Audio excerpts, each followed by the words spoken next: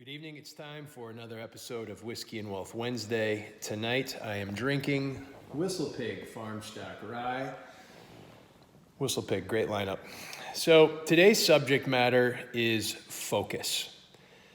And there are all kinds of different ways we could go with this, but it really occurred to me this morning as a tie-in to this evening when I was talking with a good buddy of mine. I said, it's coming up with topics every single week isn't always super easy.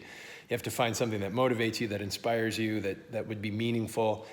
And he said focus. And we kind of had a very brief conversation, and I shared with him an anecdote how this morning, as my wife and I were finishing a walk up the neighborhood, up the cul-de-sac, we saw our good friends, their son, his two friends, and then our other neighbors, their two daughters, 5 of them, all under probably the age of 16 or 17, out shoveling rock, putting it into a wheelbarrow and helping out.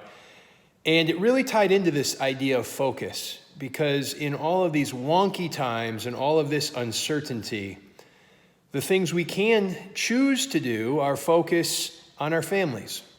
We can focus on our neighborhood. We can focus on our communities and trying to do whatever we can do to make that as good as possible, to make that as enriching as possible, to make those relationships strong.